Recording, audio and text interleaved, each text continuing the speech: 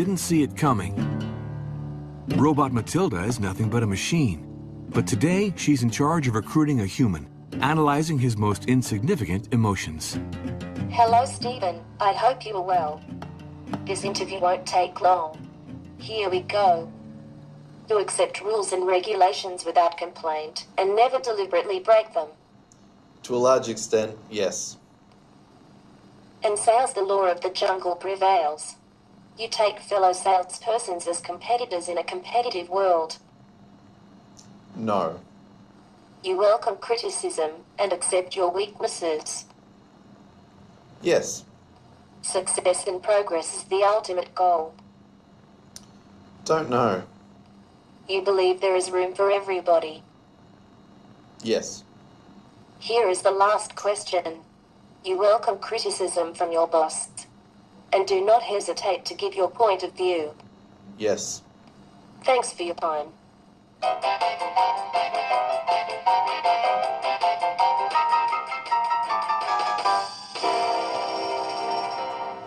Do I get the job?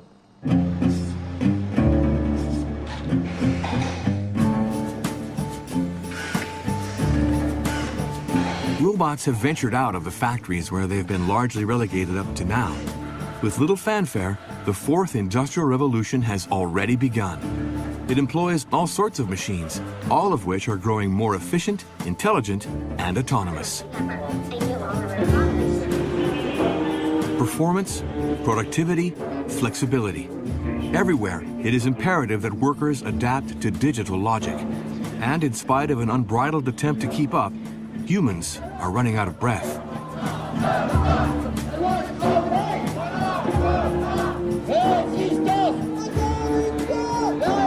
After over 20 years of useless reforms and mass unemployment, the world of full employment belongs to the past, swept aside by the technological revolution currently in progress.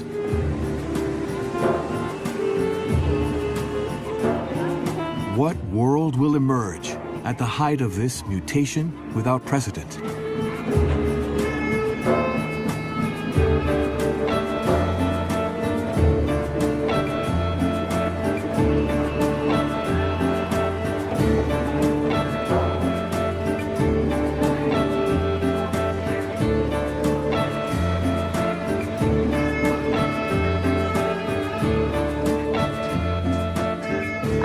Enjoy helping my colleagues and customers be more productive and look forward to working with you.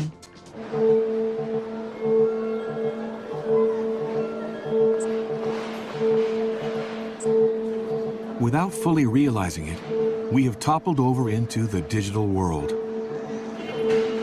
Little by little, machines have entered our lives, at work, in our leisure time, everywhere.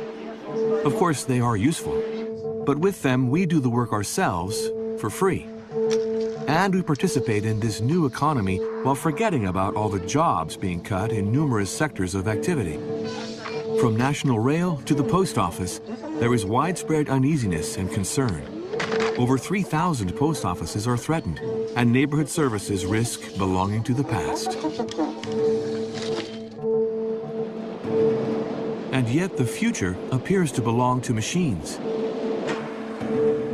In France, like everywhere else, researchers are giving life to higher performance and more efficient robots.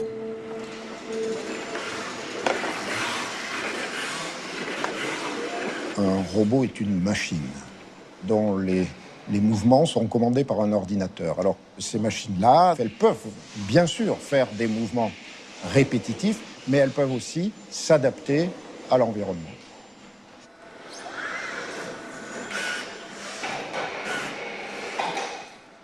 Nous travaillons par exemple en relation avec Airbus qui s'intéresse à avoir une machine qui puisse rentrer dans les opérations d'assemblage des carlingues d'avions. Bien sûr.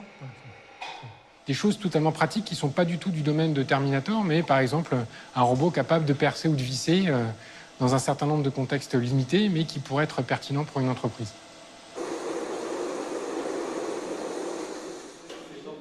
Là, le robot HRP2 a 30 moteurs, nous, on a 600 muscles pour faire un mouvement. L'humain est une extraordinaire machine du point de vue de sa biomécanique. Donc nous, on sait faire. Les robots commencent à savoir faire. Ce qu'on peut dire aujourd'hui, c'est que les emplois qui étaient peu qualifiés pour des tâches pénibles et répétitives se transfèrent dans des tâches de, si je reprends simplement le secteur de la robotique, dans des tâches qui vont être de programmation de robots, de maintenance des robots, donc des tâches qui vont être beaucoup plus qualifiées, qui vont être plus près du secteur des services, et vous avez une espèce de vase communicant qui est en train de se créer entre la disparition d'emplois industriels au profit d'emplois de services. Ça en crée dans les entreprises qui font de la robotique, mais généralement les emplois qui sont créés sont des emplois qui sont plus qualifiés que ceux qui sont perdus dans les unités de production.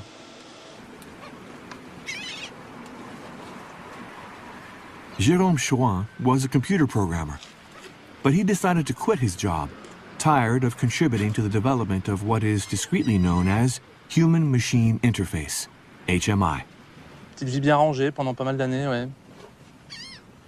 À faire du logiciel pour l'industrie, en l'occurrence longtemps pour l'industrie postale, le tri-postal plus exactement. Ce que je trouve pas dommage sur le fond. C'était pas forcément toujours un travail très enrichissant peut-être, de passer des heures debout devant des casiers, à prendre des tas de courriers et puis à les mettre dans des petites cases pour faire du tri. Tâches très répétitives qui font partie de ce genre de tâches qui sont les premières cibles de l'automatisation en général. Ce qui pour moi est plutôt une bonne chose, mais ça dépend de ce qu'on fait derrière, ça dépend quel est l'objectif. Or, il s'avère qu'effectivement, dans une société telle qu'elle est câblée aujourd'hui, prendre le travail d'humain, c'est pas les libérer, c'est les mettre dans la précarité.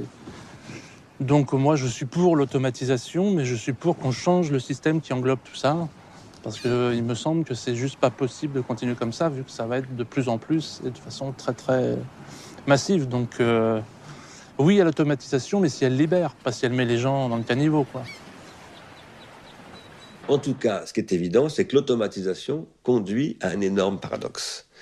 À savoir que le modèle qui était le modèle qui s'est formé au XXe siècle, qui est que les producteurs deviennent aussi des consommateurs qui ont un pouvoir d'achat et qu'à travers leur pouvoir d'achat, ils peuvent donc faire fonctionner le cycle de la consommation, eh bien ça, avec l'automatisation, ça ne marche plus.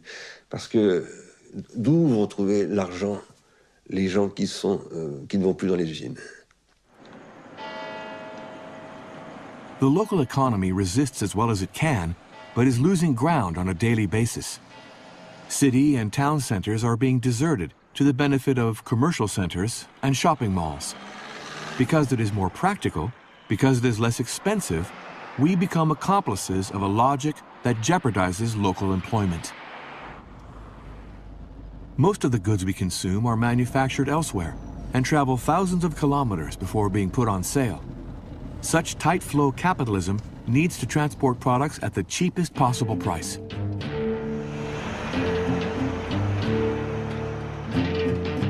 In warehouses, the logistics sector employs workers to service and recondition products for mass distribution. And the process of dehumanization is accelerating in state-of-the-art mass distribution warehouses. Forced into fierce competition to grab a larger share of the market, increasing automation appears to be inevitable.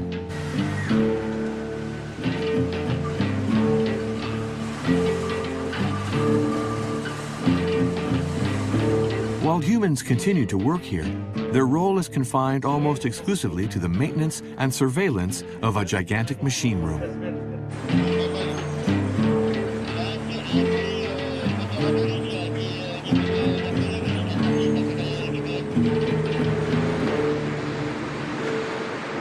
Nous sommes sur un des outils les plus modernes de France, voire d'Europe.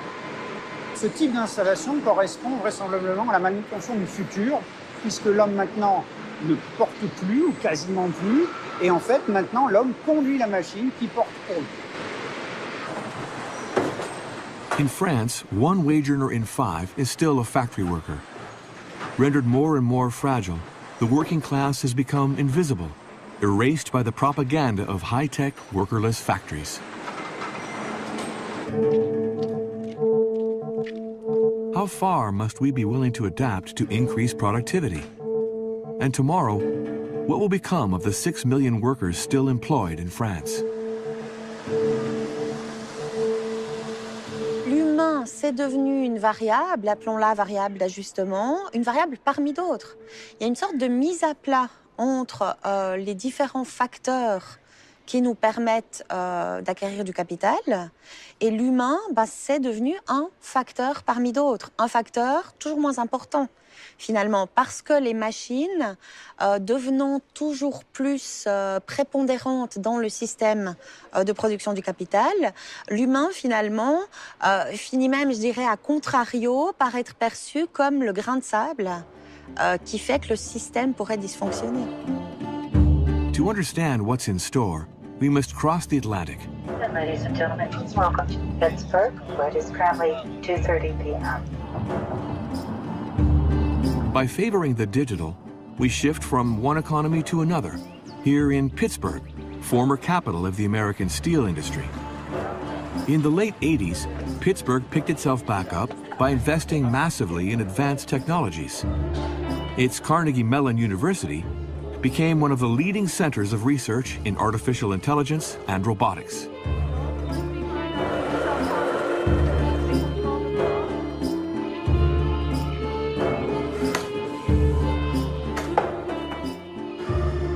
The pioneer of robotics at Carnegie Mellon is William Whitaker. He has been the living memory of the university for 40 years. And he was one of the first to understand that his research on autonomous machines could attract numerous investors. This is the heart of our basic research and the birthplace of hundreds of robots over many, many years, creating the very first laser scanner, the first of the two-axis scanners, and many of the sensors that are common to robots today. Some of the great developments are joint with partners, developing construction machines and mining machines with Caterpillar, developing the great farming machines with John Deere. Even the basic research just at this one institute, integrated over the years, far exceeds $1 billion. Money is one of the engines that drives robotics. This award is for winning the great autonomous car race and also getting the $2 million check. Boss is on its way. You can look in there, you see no driver. That's always kind of disconcerting and thrilling. Picture perfect, from what I can tell, picture perfect. And the real prize comes after, when the technology impacts the world, is refined, is infused into the kind of car industry that we are seeing today. It changes transportation forever.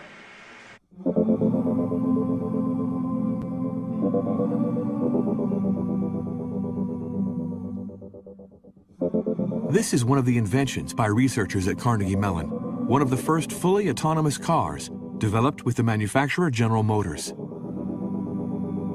This experimental version is already driving on the streets of Pittsburgh, and its commercialization is merely waiting for legal approval. In the wings of the global automobile market, a commercial war has already begun. So when vehicles are able to drive themselves, it will truly represent a revolution. Silicon Valley, high-tech companies like to disrupt existing industries. So companies like Google and Uber and maybe Apple are looking to enter the space and take over this very large, lucrative market segment. And the car makers are not going to lose the space without a fight. There is significant money at stake.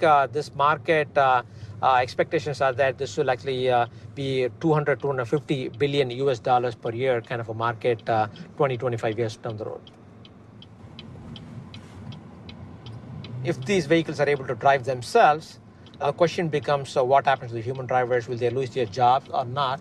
So those are very interesting economic questions.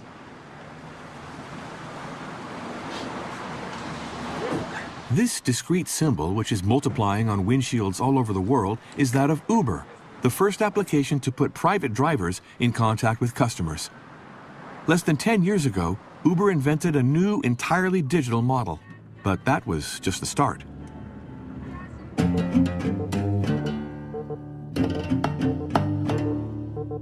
Since the summer of 2016, strange vehicles covered with sensors began to appear on the streets of Pittsburgh.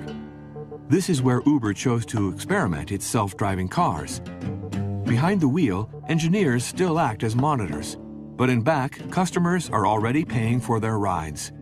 This breaking point, or disruption, could cause instability in the taxi sector throughout the world.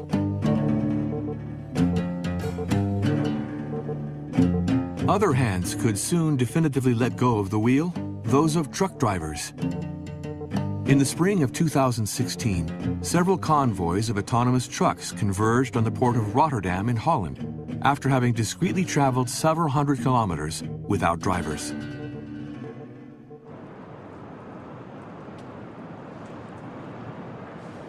Even at the heart of the world's first economy, concern is growing.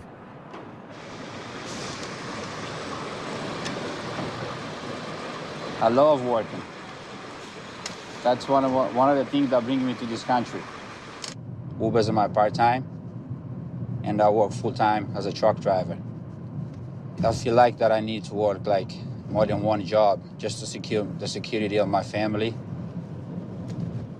One of the first jobs I held in this country was a factory work, but the automated machines is already hurting us, the hard-working people. So I became a truck driver, but I'm scared because when I heard all these automated trucks that they've been testing around, especially here in the United States, of course, I'm scared. The self-driving car is around there. Uber is already testing it, so it's gonna bring it around pretty soon. So they're not gonna need me anymore.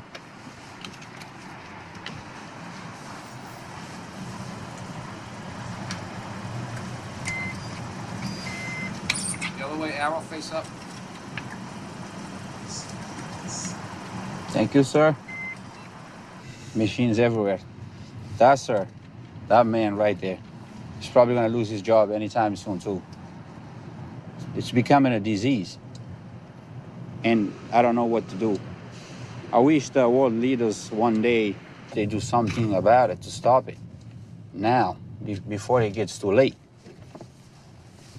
While it is imposing itself everywhere, digital technology is provoking a social fracture. Here in Pittsburgh, there is a feeling of discomfort among those who can't keep up with the acceleration of technological progress. This is a blue-collar town, and there's just a big clash right now. You know, do you think Google will hire you? This is what's going on in Pittsburgh, is that Bill Peduto is trying to bring in the tech-savvy people and drive out the blue-collar workers, the poor people, and so forth. The future can be very anxiety-ridden and very unsure for people that, you know, are not where my daughter's at, so I'm really anxiety. Yeah. There are a lot of people in this country like me being left behind, especially in the smaller towns and rural areas and inner cities where, you know, educational opportunities aren't that great. So, you know, they have to rely on, you know, skills, low level pay.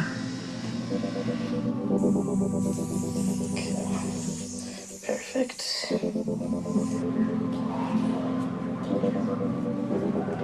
There's so many benefits that we could get from artificial intelligence, but there's so many ways that we could screw it up if we're foolish about how we do it. We could all start doing 3.5-day working weeks and let automation take care of the rest of it.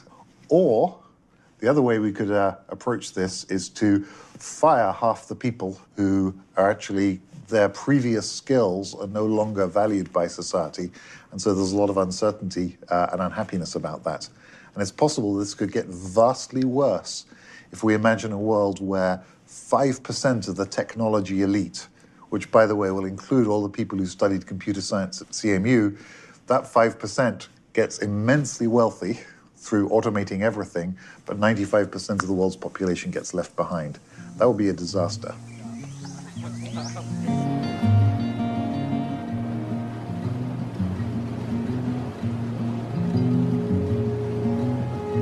Today's massive technological wave could wipe out millions of jobs across all sectors.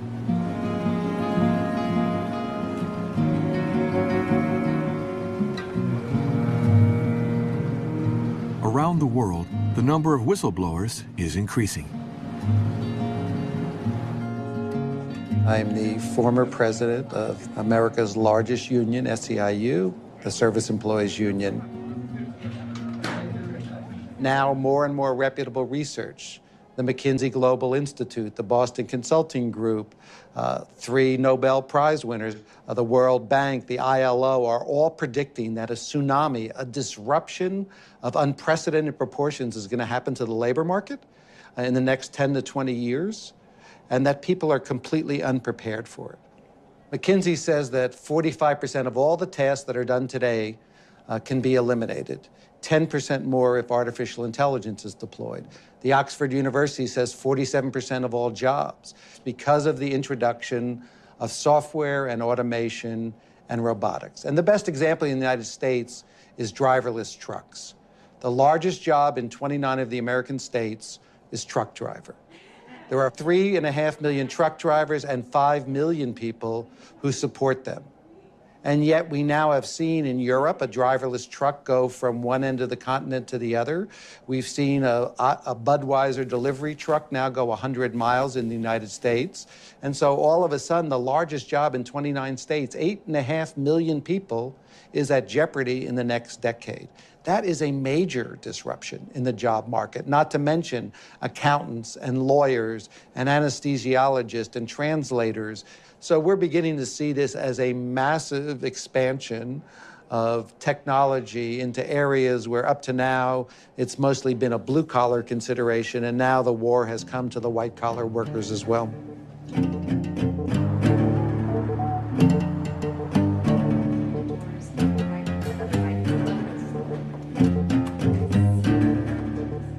We have entered a new capitalism that is deploying algorithmic operations in all domains.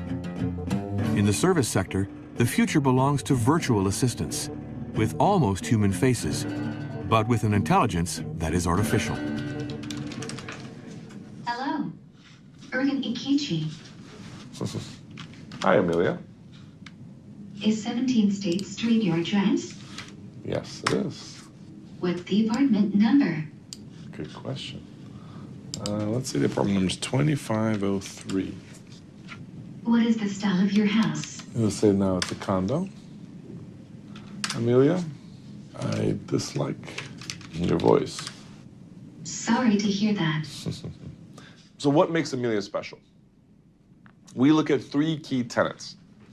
Those tenets are, 1, the ability to understand what you meant, not just memorize the words that you use. Through that understanding, we then look for a machine that can learn through human interaction. When we talk about cognitive, we're talking about machines that understand semantics. In layman's terms, that means a machine that understands you. Amelia understands when customers are happy or angry. Sorry to hear that. She tracks the customer's emotions in a 3D emotional space during every dialogue and adapts her responses and gestures accordingly.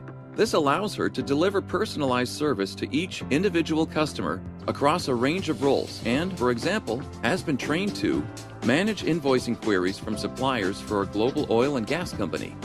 Best of all, Amelia is always available. She holds thousands of conversations in parallel and stays friendly and professional every day of the year, whatever time of day or night you need to contact her. And this you're looking at is only Amelia version 2. Thank you. You'll find yourself talking to probably cognitive agents and not even realizing it.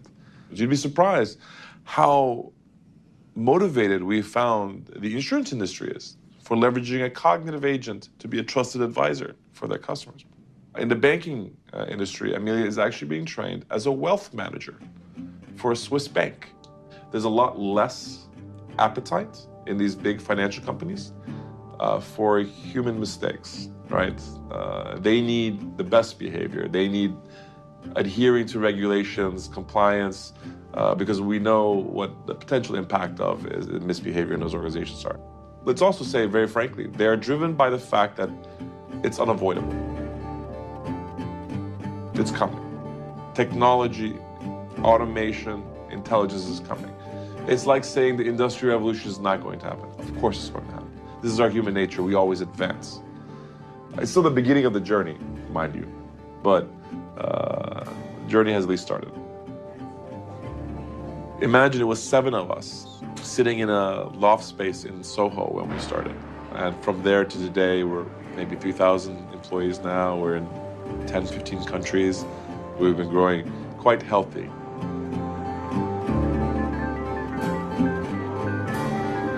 This new digital capitalism is extending its influence with the support of big banks. Capital and labor were wed for a long time. Today, they are divorced. Even on Wall Street, brokers have all but disappeared. 90% of all transactions now take place at high frequency via algorithms with no human intervention.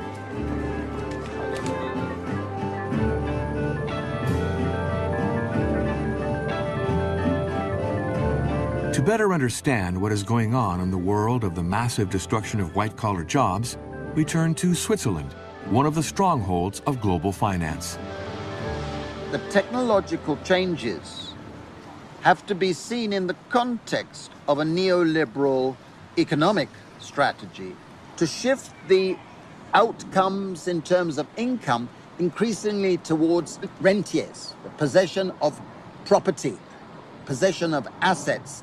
And much of it is based in this city of Geneva, because the World Intellectual Property Organization, WIPO, is based in Geneva. When I first came here, it hardly existed. It was a tiny organization that people laughed at. Today, you will see the biggest conference center in the center of Geneva is WIPO. And what this symbolizes is that increasingly they have constructed a system whereby more and more of the income that is being generated is going to patent holders, is going to copyright holders, is going to the holders of brands, all registered with WIPO, that guarantees them a monopoly income flow for years and years. And meanwhile, if you're relying on your labor, you are finding your wages are falling. And therefore the system is fundamentally corrupted. And technology is only part of what's taking place. It's a very important part, but it's not the engine that's creating this dystopia we're facing. Today, with a good idea and the technological power to back it up, one can strike it rich quickly. This new El Dorado attracts the young generation who have flocked to School 42 to attempt the double challenge of creating a startup in a weekend and launching new applications for mainstream consumers. Si tu fais une image juste pour... Tu peux faire juste le bloc et c'est plus court aussi, c'est bien aussi. Vous travaillez sur quelle idée, vous? News for You. L'intelligence artificielle va nous permettre justement de faire ressortir et d'organiser les articles de blog, de presse, etc. en fonction de vos goûts à vous, dans un ordre... Plus l'utilisateur va utiliser l'application, plus on aura d'informations sur son comportement, et donc plus les articles proposés seront pertinents par rapport à ce qui l'intéresse. Pour créer une entreprise à forte croissance, en moyenne, il faut 15 000 € d'investissement, seulement. Donc aujourd'hui, avec un peu de temps, avec un ordinateur, avec une passion et avec ces outils, on peut changer beaucoup de choses. Donc, début du XXe siècle, si vous vouliez créer, je ne sais pas, par exemple, une société de locomotives, il vous fallait des énormes buildings, des milliers de personnes, faire des rails. Aujourd'hui, on peut quasiment tout faire avec une équipe de 3 personnes. Prenez un exemple, WhatsApp a une équipe de 50 personnes et il gère plus d'1 milliard d'utilisateurs. Putain, je sais plus où il l'a mis. Et en plus, vous pouvez être assis au milieu de nulle part. Tant que vous avez une connexion Internet, vous pouvez vendre tout ce que vous faites dans le monde entier. Donc on est vraiment dans une période excitante, une période unique de notre histoire. To stay in the race, one must never stop adapting.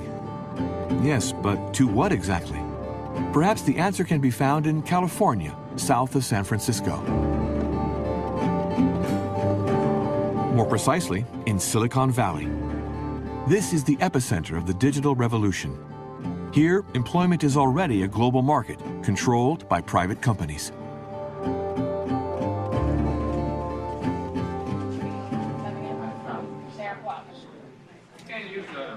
Les gens continuent à avoir des contrats de travail qui sont des vestiges du début du XXe siècle, alors qu'on est dans un monde qui va beaucoup plus vite, où ce sont pour beaucoup des métiers de la connaissance qui peuvent être faits de n'importe où, et où en fait très souvent, l'endroit où se trouvent les demandeurs d'emploi et l'endroit où se trouvent les jobs, les emplois en question, ne sont pas nécessairement alignés. Et donc nous, on connecte des sociétés, essentiellement des PME, avec des freelances à travers le monde. Nous sommes la plus grosse place de marché pour le travail en freelance. Sur la plateforme, vous pouvez trouver des comptables, vous pouvez trouver des juristes, donc un avocat en Allemagne, un avocat en Chine, et tout autre métier qui peut être fait à distance, en fait. Thank you so much. Thank you. Oh, absolutely. Just a moment. Okay. Thank you so much. I'm the virtual receptionist. I am about, let's figure about 2,300 miles from this location. I'm at my home office in Chicago, not in the Upwork headquarters building. And so Faith is currently watching both this office, as well as we have another office in San Francisco. And so from her standpoint, she sees two screens, and she's greeting our visitors on one office or the other, depending on when people show up. Chaque point qui s'allume, c'est une facture. C'est un freelance qui dit « j'ai fini telle partie de la mission, et vous, le client, vous me devez tant ». Et nous, derrière, on prend à peu près 10% des transactions. Sur le site, à n'importe quel moment, il y a à peu près 100 000 jobs qui sont disponibles et il y a à peu près le même nombre de freelances qui sont en train de rechercher une activité. Et ça demande énormément de données. Donc en fait, une grosse partie de notre activité, c'est de la collecte de données, de l'analyse de données et des modèles prédictifs, donc de l'intelligence artificielle, pour essayer de faire finalement le métier que historiquement un recruteur aurait fait, mais de le faire à très très grande échelle et en temps réel. Donc sur notre plateforme se réalise à peu près $1 milliard par an. Pour vous donner une idée, le marché du travail indépendant aux États-Unis, c'est à peu près $1 trillion. Donc on a à peu près 0,1% du marché, ce qui veut dire qu'il y a a priori encore quelques marges de croissance pour nous. Mastering artificial intelligence has become the main key to success among the giants of digital capitalism. AI functions practically without human resources, since it is fed with data that we all generate at every moment, for free. Google, Amazon, Facebook, and Apple are worth over $1,000 billion by themselves alone, and yet they employ only 150,000 people throughout the world. If you look at 4 of the most prominent companies in our country, you understand how much the economy's changed. So Facebook is the largest media company in the United States. It produces no content. Airbnb is the largest hotel company. It has no rooms. Uber is the largest transportation company. It owns no cars. And Alibaba and Amazon are the largest retailers in the world. They have no stores. San Francisco attracts the top brains in the digital world. They come here to make a fortune, where salaries and stock options can reach amounts that fly off the charts. Giorgio Reni moved here with the co-founders of Scality, a French startup specializing in mass storage of digital data. C'est ici que je viens souvent, entre midi et 2, et ça permet d'avoir un petit moment de calme au milieu de toutes les interruptions, email, téléphone, SMS, qu'on a en permanence au travail. Donc, Scality, nous sommes une équipe d'environ 35 personnes à San Francisco, au 25e étage, Embarcadero Center. Donc, mon job aujourd'hui, ça consiste à à permettre de stocker une quantité infinie de données. Et c'est la clé dans les algorithmes d'intelligence aujourd'hui. Les algorithmes ne sont pas forcément différents de ceux qui étaient utilisés avant, mais la façon de les connecter entre eux, la façon d'entraîner ces intelligences artificielles s'accélère et tout le monde s'en sert. Quand il fallait 10 ans pour faire une invention il y a 5 ans, et maintenant il n'en faut plus qu'1 an et ça s'accélère de plus en plus. Et au final, on se pose beaucoup de questions à quoi va ressembler la société dans 10 ans quand 40 ou 50% des jobs d'aujourd'hui seront remplacés par des ordinateurs. Je pense que personne n'a les chiffres exacts et la réalité, c'est que c'est ça qui fait peur. Est-ce que c'est 10% des jobs qui seront remplacés dans 5 ans? Est-ce que c'est 40% dans 10 ans?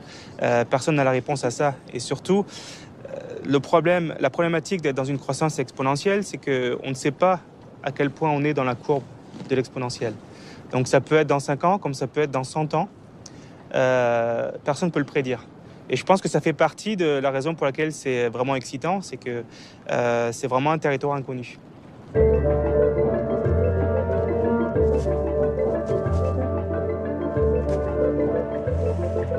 L'autopilote, la première fois que je l'ai activé, ça m'a fait peur parce que je voyais la voiture accélérer et je ne pouvais pas vraiment doser en fait. Et la voiture était partie toute seule. Donc, la version 1.0 n'est pas capable de doubler d'elle-même, elle ne peut pas prendre la décision. Mais si je lui demande de doubler, et c'est la voiture, je touche à rien, qui change de voie. Et voilà. Donc j'avoue qu'au début, on regarde beaucoup l'écran pour savoir si la voiture voit bien ce qui se passe autour de soi. Après, c'est un confort qu'on s'habitue très vite en fait.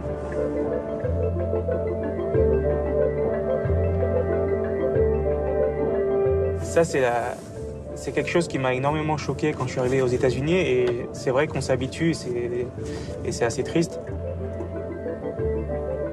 Donc c'est clair qu'en ce moment, les riches deviennent de plus en plus riches et les pauvres de plus en plus pauvres.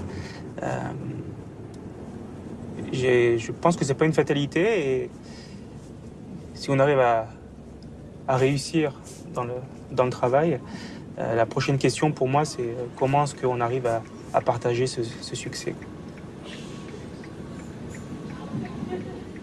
Despite what you hear about the tech economy and how, workers are doing really great, engineers are earning, tons of money, IPOs are creating billionaires all over the place, 1 out of 3 families who live in this region doesn't earn enough to survive. Rents are getting so outstripped by wages that families are so unstable and then they can't find a unit or they're getting kicked out of a unit. And it's really, it's pushing people into cars, into the streets.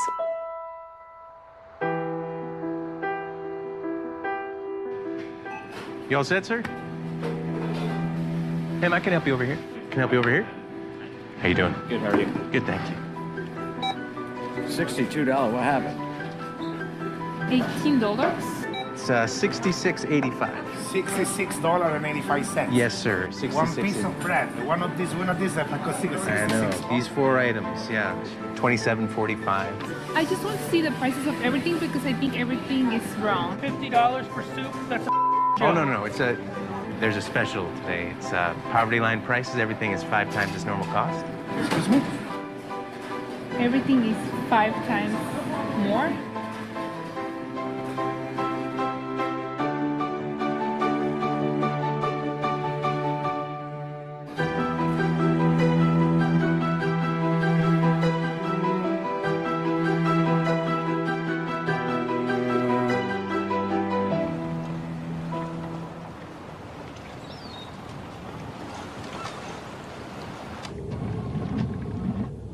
Employment instability affects a growing part of the middle class.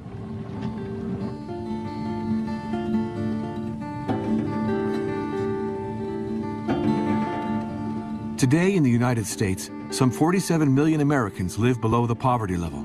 That is 1 person in 6.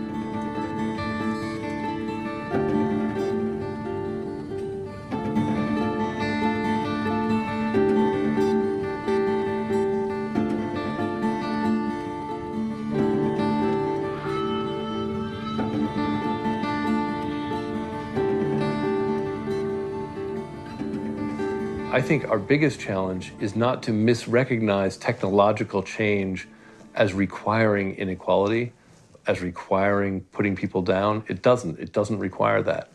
We can negotiate those things. That may mean that we have to regulate companies that don't want to be regulated. We might have to share profits that don't want to be shared. We might have to involve kinds of people in our discussions who we don't normally talk to. But that's part of governing. That's part of public life. And that's what we have to defend is public life.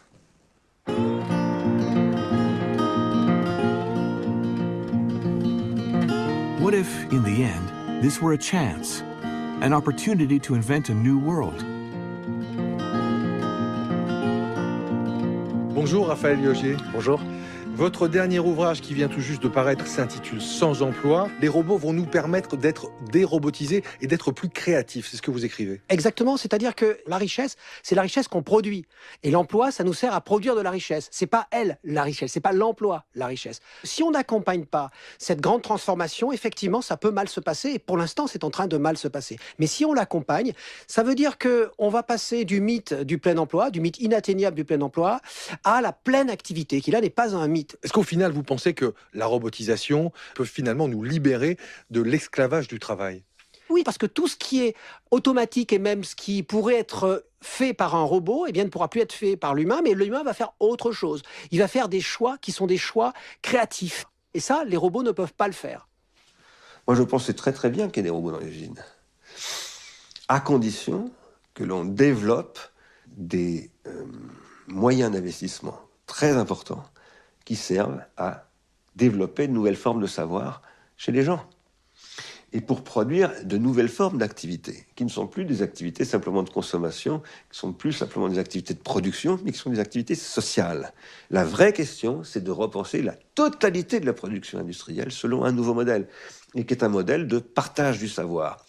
Et du coup, des ressources, qui évidemment reposent sur, par exemple, l'allocation de ressources universelles pour tout le monde, la redistribution des gains de l'automatisation pour que les gens puissent développer des savoirs et que ces formes de savoir nouvelles produisent de nouvelles formes de société et que ces nouvelles formes de société produisent de nouvelles formes de soutenabilité, de durabilité.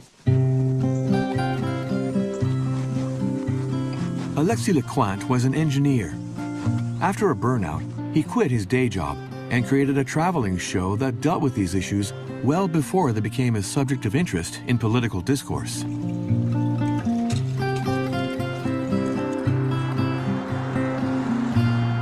A troubadour or songster of a new kind, he's fighting for the creation of a guaranteed basic income, which is to say, a sum given to everyone throughout their life as a civil right, whether one works or not.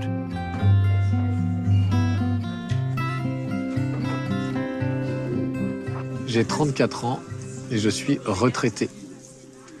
Et je présente ma conférence gesticulée « Travail libre, revenus de base et autres révolutions ».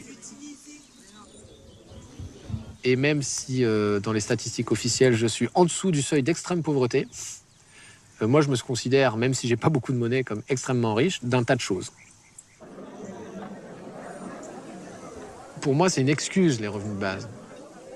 C'est une porte d'entrée pour parler de comment vivre ensemble, pour parler de nos rêves, pour parler de nos colères et pour créer des choses ensemble qui nous donnent de la force, quoi. Si l'idée, c'est de faire des revenus de base et des choses comme ça pour avoir la paix sociale et qu'on continue à avoir des esclaves mais qui ferment leur gueule, ben, ces revenus de base, évidemment, ne m'intéressent pas du tout, c'est mes adversaires politiques. Ah, travail. Qu'est-ce que c'est le travail ? On produit quelque chose. On produit quelque chose, donc c'est un travail, ok, il y a une production. C'est fatigant. Le travail, c'est fatigant, ok. Est-ce que là, devant vous, je suis en train de travailler ? Oui. Oui, non, rire. Est-ce que tu es payé ? Est-ce que je suis payé ? Oui, il y a une participation consciente, je crois, à la fin. Donc oui. Le travail, c'est tout effort conscient réalisé dans le but de produire quelque chose, comme par exemple une conche gesticulée ou des poireaux, dans le but d'apprendre quelque chose, comme par exemple en allant à l'école, ou dans le but de rendre service à quelqu'un, comme par exemple en faisant la cuisine pour sa famille. Donc vous voyez que j'ai une définition très large du travail. Le travail, c'est ce truc immense dont nous ne manquerons jamais. Du travail, nous en avons toutes et tous, et nous sommes toutes et tous en train de travailler ici et maintenant. Et à l'intérieur de cette immense bulle, il y a une toute petite bulle, tout à fait différente, qui s'appelle l'emploi. Et l'emploi, c'est pas le travail, et le travail, c'est pas l'emploi. Le revenu de base, ça doit nous permettre de réellement faire de vrais choix de vie. Par exemple, de vie en dehors de l'emploi. La deuxième chose, c'est l'égalité. Les inégalités, ça amène la violence. Donc si on veut un monde de paix, il faut réduire les inégalités. Il faut donc aller vers l'égalité.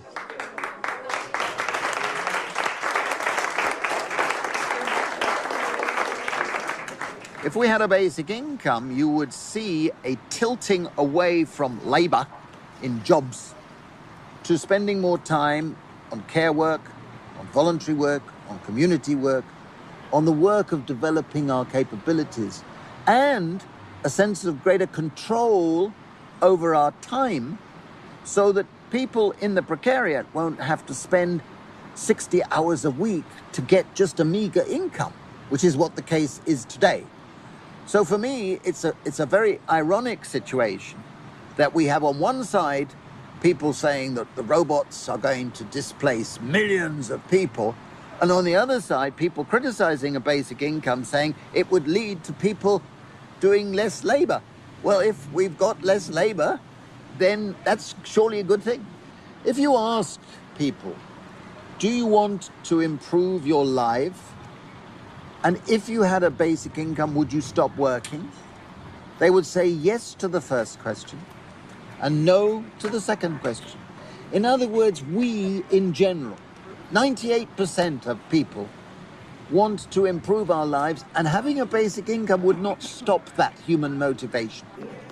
On the political side, the subject is now being considered seriously. Since the start of 2017, basic income is being experimented with in Europe, for example in Finland and in the Netherlands. Compromise 1 in favor. What is at stake today in the European Parliament is adopting a resolution about robotics, finally setting a limit on the digital tidal wave. Adopted. Je persiste à penser que la technologie doit être au service des humains, et quand je dis les humains, ce ne sont pas seulement 1% de la population. Les gens acceptent que ça aille mal s'ils ont au moins la perspective que pour leurs enfants, ça ira mieux. Mais si on enlève aussi cette perspective, alors moi j'ai peur qu'on soit près d'une...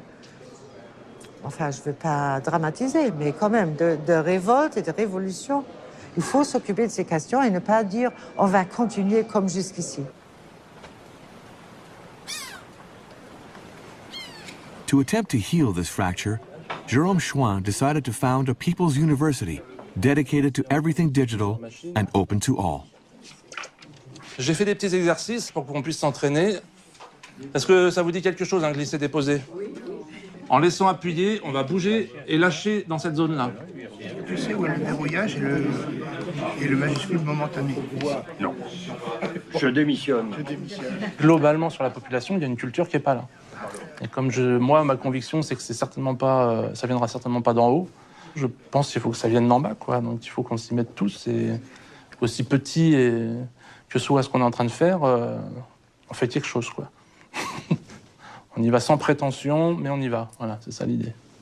Une machine, c'est donc quelque chose qui obéit à nos ordres. Et le clavier et la souris, c'est donc des périphériques qui nous permettent de, justement, pouvoir passer ces commandes.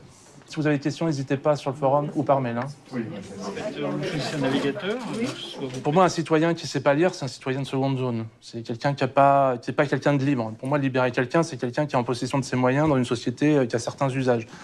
Le numérique, si on parle purement de l'outil technologique, il est ultra puissant. Et c'est vrai que je ne vois pas comment il ne pourrait pas s'imposer toujours plus. Mais justement, il est d'autant plus important de bien le connaître et puis de s'asseoir tous ensemble et de dire on va s'en servir, pourquoi ? C'est l'objectif qui compte.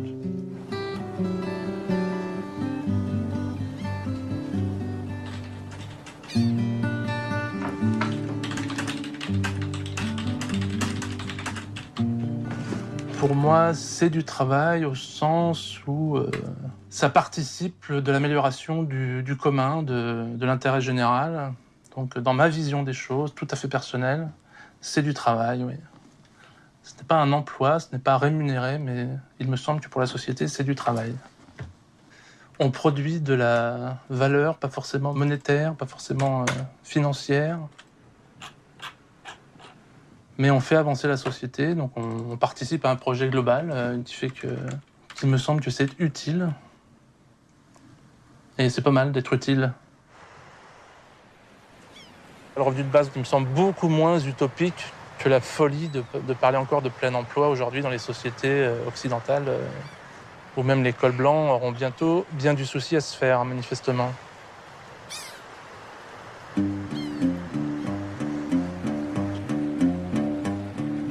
Doesn't it seem like it's in everybody's interest to equitably share the wealth generated by machines?